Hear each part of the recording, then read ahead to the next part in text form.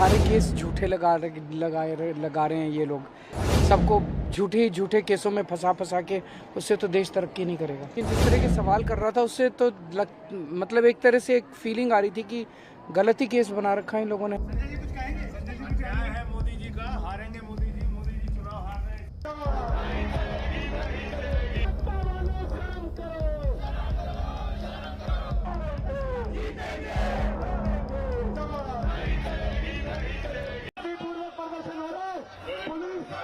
सारे केस झूठे लगा रहे हैं ये लोग।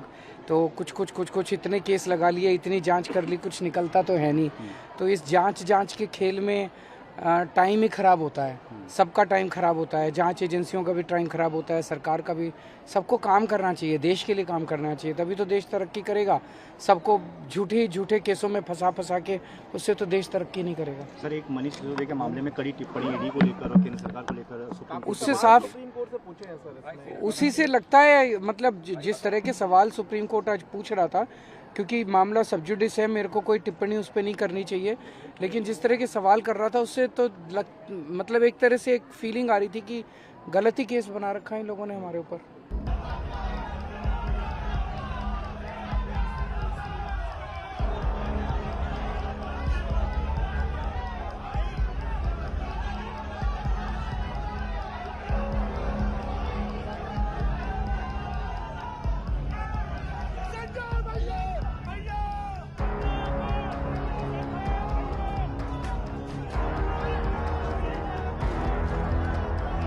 अभी जो कोर्ट की सुनवाई चल रही है उसमें भी ईडी ने जो बताया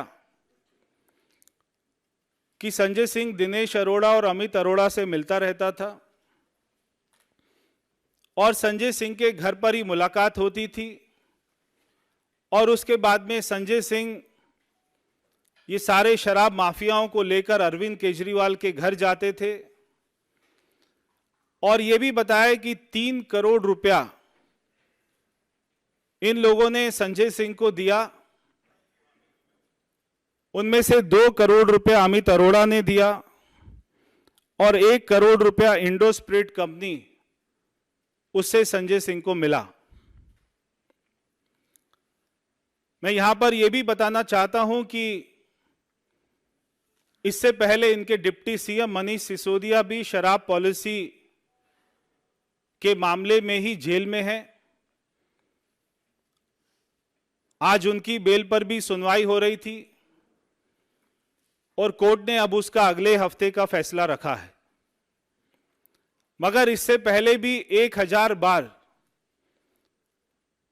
दिल्ली सरकार बहुत ही बड़े बड़े वकीलों को दिल्ली की जनता के टैक्स के पैसे से 60 करोड़ रुपए की अभी तक वकील की फीस देकर, जिसमें अभिषेक मनु सिंघवी जैसे बड़े वकील जो एक पेशी के 1 करोड़ रुपए लेते हैं, ऐसे वकीलों को खड़ा कर 1000 बार उन्होंने बेल एप्लीकेशन लगाई और हर बार उनकी बेल एप्लीकेशन को रिजेक्ट किया।